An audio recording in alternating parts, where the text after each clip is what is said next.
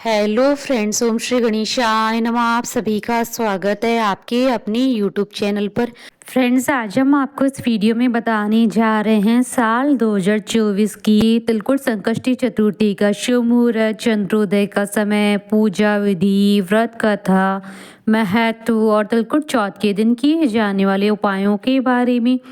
Friends, video शुरू करने से पहले आपसे रिक्वेस्ट है, अगर आप हमारे चैनल पर नए हैं और आपने अभी तक चैनल को सब्सक्राइब नहीं किया है तो प्लीज़ सब्सक्राइब कीजिएगा चैनल को, साथ ही प्रेस कीजिएगा बेल आइकन को, जिससे नए वीडियो से रिलेटेड नोटिफिकेशन आपको तुरंत प्राप्त हो सके।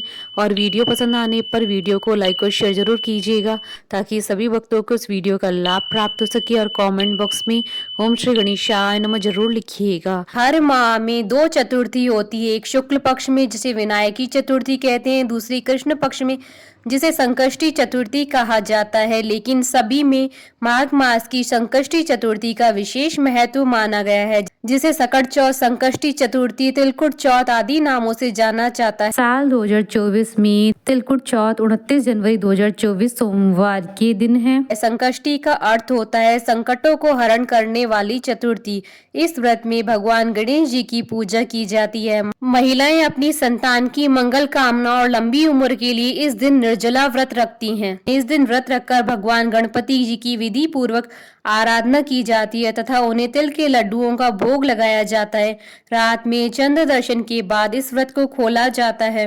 रात्रि में चंद्रोदय के बाद चंद्रमा को अर्घ्य देकर व्रत का पारण किया जाता है। चंद्रमा को शहद, रोली, चंदन मिश्रित दूध से अर्घ्य देना चाहिए। कुछ स्थानों पर महिलाएं व्रत के बाद सबसे पहले शकरकंद का प्रयोग करती है। ऐसी मान्यता है कि सकट चौथ पर गणपति जी की पूजा से सारे कष्ट दूर हो जाते हैं। सकट चौथ का व्रत विशेष रूप से संतान की दीर्घायु और उनके सुखद भविष्य की कामना के लिए रखा जाता है।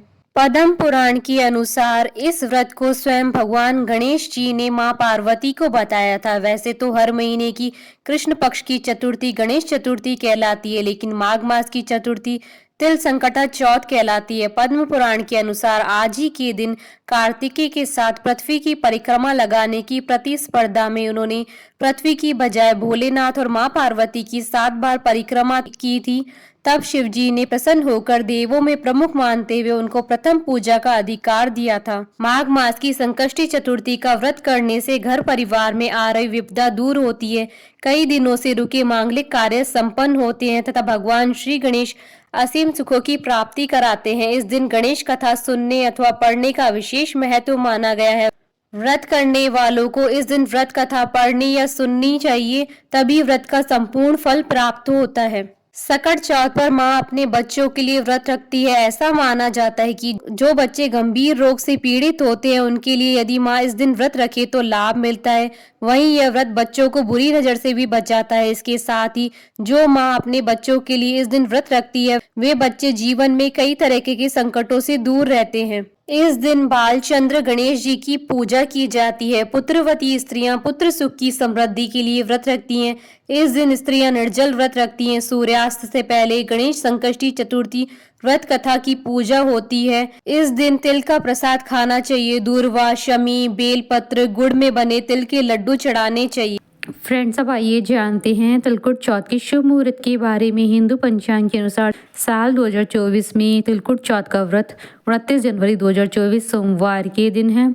माघ कृष्ण चतुर्थी तिथि प्रारंभ होगी 29 जनवरी 2024 को सुबह 6:10 पर और माघ कृष्ण चतुर्थी तिथि का समापन होगा 30 जनवरी 2024 को सुबह 8:54 पर। चंद्रोदय का समय रहेगा 29 जनवरी 2024 को रात्रि 9:17 पर। फ्रेंड्स, अब आइए जानते हैं तिलकुट चौथ की पूजन विधि के बारे में।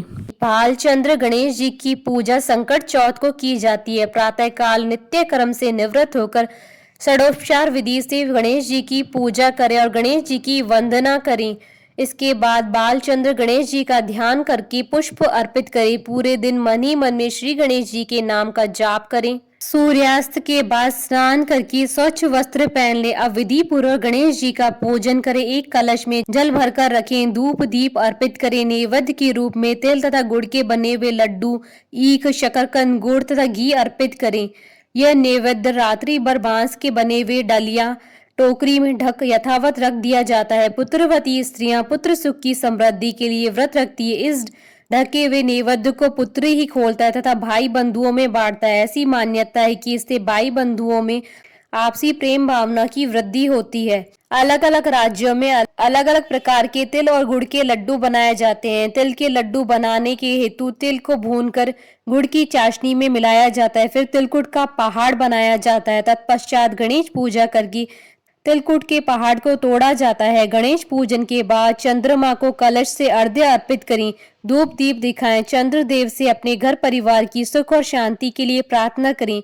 इसके बाद एकाग्रचित्त होकर कथा सुने या सुनाएं। सभी उपस्थित जनों में प्रसाद बांट दें। महिलाएं इस दिन दूध और शक्करकंदी खाकर अपना व्रत खोलती है। महिलाएं अगले दिन ही अनाज ग्रहण करती हैं।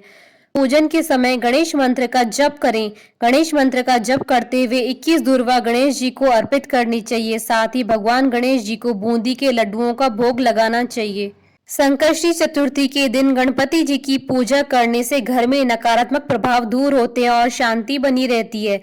ऐसा कहा जाता है कि गणेश जी घर में आ रही सारी विपदाओं को दूर करते हैं और व्यक्ति की मनोकामनाओं को पूर्ण करते हैं। चंद्र दर्शन भी चतुर्थी के लिए बहुत ही शुभ माना जाता है। सूर्योदय से प्रारंभ होने वाला यह व्रत चंद्र दर्शन के बाद संपन्न होता है। पूरे साल में संकष्टी चतुर्थी के 13 व्रत रखे जाते हैं। सभी व्रत के लिए अलग अलग व्रत कथा है। अलग अलग पुराणों में माघ संकष्टी चतुर्थी की अलग अलग कथाओं का वर्णन मिलता है। माघ संकष्टी चतुर्थी व्रत कथा। ऋषि शर्मा ब्राह्मण की कथा आरंभ करें। देवी पार्वती जी ने पूछा, माघ के महीने में किस गणेश जी की पूजा करनी चाहिए, उस दिन पूजन में किस चीज का भोग लगाना चाहिए और किस प्रकार का आहार लेना चाहिए, इसे विस्तार पूर्वक बतलाने का अनुग्रह करें। श्री गणेश जी ने उत्तर दिया, हे माता, माघ मास में भालचंद्र नाम की गणेश जी की पूजा करनी चाहिए। हे माते, इस दिन तिल के 10 लड्डू बनाएं, 5 लड्डू देवताओं को अर्पित करें और बाकी बचे 5 लड्डू ब्राह्मण को दान करें। साथ ही ब्राह्मण की श्रद्धा पूर्वक पूजा करें, उन्हें दक्षिणा दें। इसके बाद स्वयं भी तिल के 10 लड्डुओं का भोजन करें।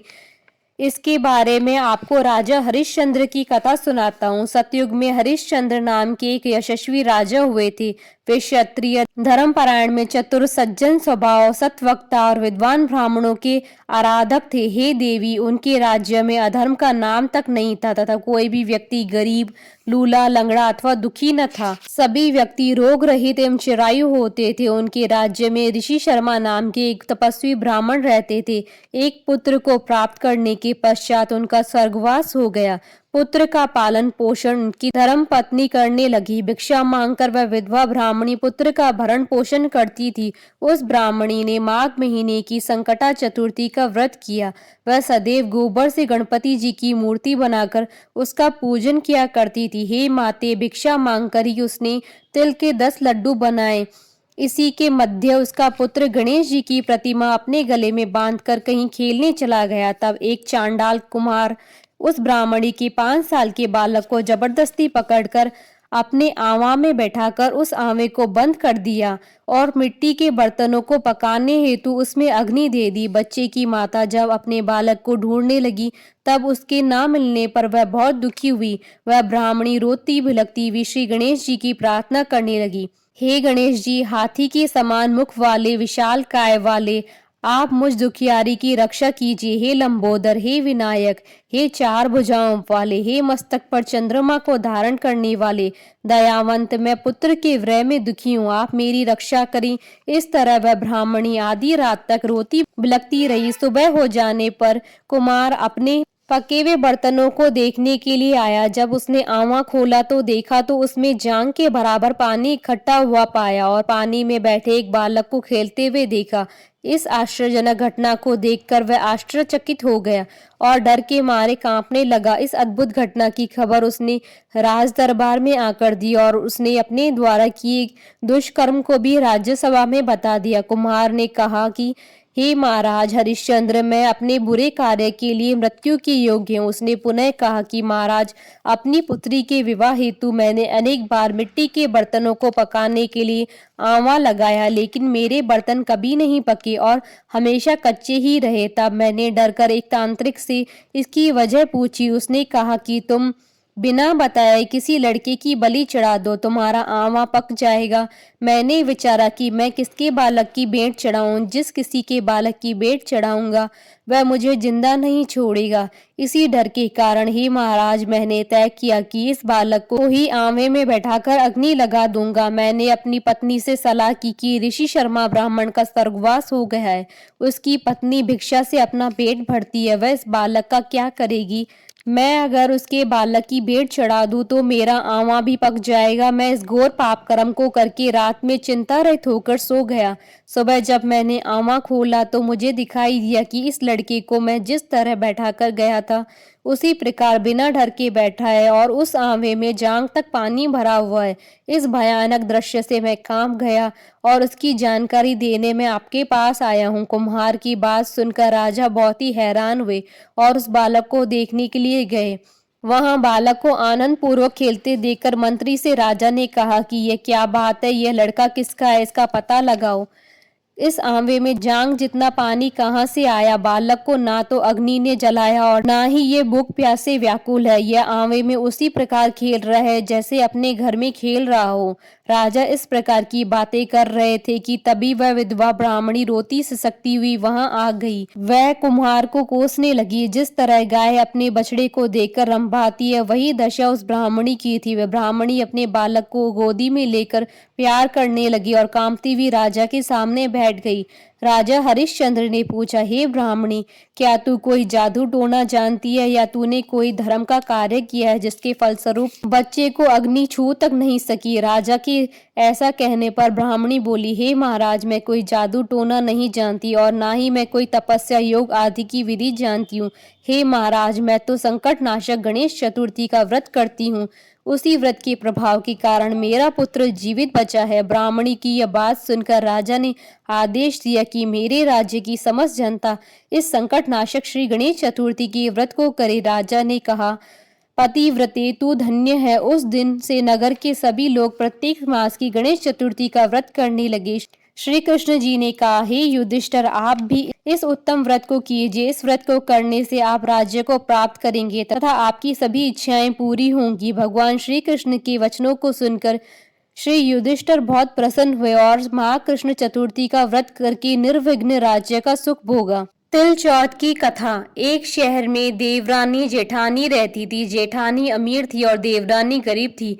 देवरानी गणेश जी की भक्त थी। देवरानी का पति जंगल से लकड़ी काट कर बेचता था और अक्सर बीमार रहता था। देवरानी जेठानी के घर का सारा काम करती थी और बदले में जेठानी बचा हुआ खाना, पुराने कपड़े आदि उसको दे देती थी। इसी से देवरानी का परिवार चल रहा था। माघ महीने में देवरानी ने तिल चौथ का व्रत किया। 5 आने का तिल व गुड़ लाकर तिलकुटा बनाया।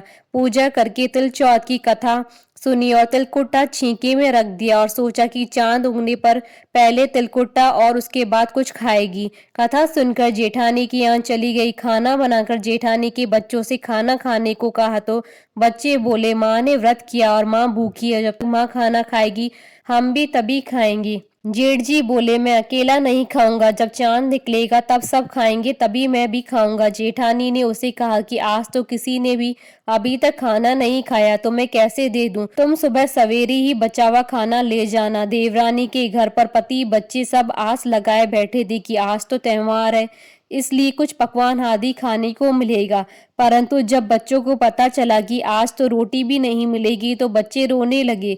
उसके पति को भी बहुत गुस्सा आया और कहने लगा, सारा दिन काम करके भी 2 रोटी नहीं ला सकती तो काम क्यों करती है। पति ने गुस्से में आकर पत्नी को कपड़े धोने के धोवने से मारा। धोवना हाथ से छूट गया तो पाटे से मारा। वह बेचारी गणेश जी को याद करती हुई रोते रोते पानी पीकर सो गई। उस दिन गणेश जी देवरानी के सपने में आए और कहने लगे, धोवने मारी, पाटे मारी, सो रही है या जाग रही है। वह बोली, कुछ सो रही हूँ, कुछ जाग रही हूँ। गणेश जी बोले, भूख लगी है, कुछ खाने को दे दे। देवरानी बोली, क्या दूं, मेरे घर में तो अन्न का दाना भी नहीं है। जेठानी बचा कुचा खाना देती है, आज तो वह भी नहीं मिला। पूजा का बचा हुआ तिलकुटा छींके में पड़ा है, वही खा लो। तिलकोटा खाने के बाद गणेश जी बोले, धोवने मारी, पाटे मारी, निपटाई लगी है, कहाँ निपटे। वह बोली, यह पड़ा घर, जहाँ इच्छा हो वहां निपट लो। फिर गणेश जी बच्चे की तरह बोले, अब कहाँ पहुंचूं? नींद में मग्न अब देवरानी को बहुत गुस्सा आया कि कब से तंग किए जा रहे हैं, सो बोली, मेरे सर पर पहुंचो। और कहाँ पहुंचोगी? सुबह जब देवरानी उठी तो यह देखकर हैरान रह गई कि पूरा घर हीरे मोती से जगमगा रहा है।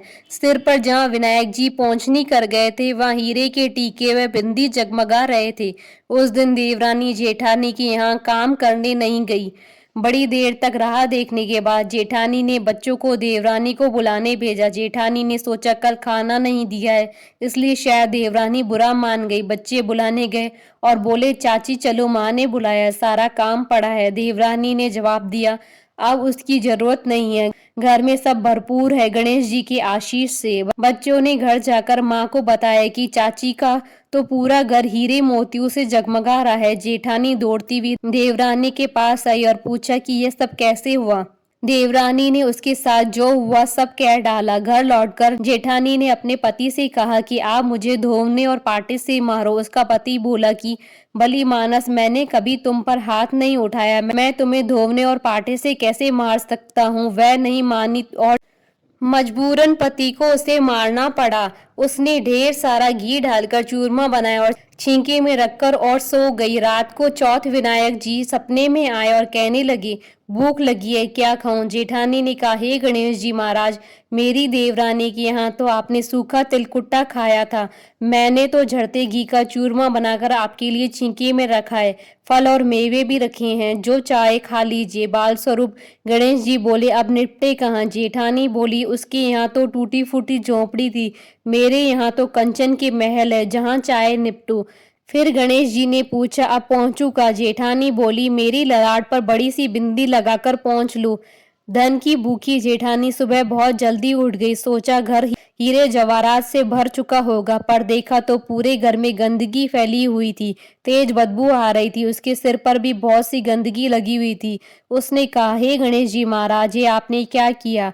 मुझसे रूठे और देवरानी पर टूटे। जेठानी ने घर की सफाई करने की बहुत कोशिश करी, परंतु गंदगी और ज्यादा फैलती गई। जेठानी के पति को मालूम चला तो वह बहुत गुस्सा हुआ और बोला, तेरे पास इतना सब कुछ था, फिर भी तेरा मन नहीं भरा। परेशान होकर चौथ के गणेश जी से मदद की विनती करने लगी। गणेश जी ने कहा, देवरानी से जलन के कारण तूने जो किया था, यह उसी का फल है। अब तू अपने धन में से आधा उसे देगी, तभी यह साफ होगा। उसने आधा धन बांट दिया, किंतु मोहरों की एक हांडी चूल्हे के नीचे गाड़ रखी थी। उसने सोचा किसी को पता नहीं चलेगा, उसने उस धन को नहीं बांटा। उसने कहा, हे गणेश जी, आप तो अपना यह बिखराव समेटो। वे बोले, पहले चूल्हे के नीचे गाड़ी हुई मोहरों की हांडी सहित ताक में रखी 2 सुई के भी 2 हिस्से कर। इस प्रकार गजानन ने बाल स्वरूप में आकर सुई जैसी छोटी चीज का भी बंटवारा किया और अपनी माया समेटी। हे गणेश जी महाराज, जैसे आपने देवरानी पर कृपा की, वैसी सब पर कृपा करना। कहानी कहने वाले, सुनने वाले व हुंकारा बढ़ने वाले सब पर कृपा करना, किंतु जेठानी को जैसी सजा दी वैसी किसी को मत देना। बोलिए भगवान श्री गणेश जी की जय। हमारे साथ इस वीडियो में अंत तक बने रहने के लिए आपका धन्यवाद। ओम श्री गणेशाय नमः।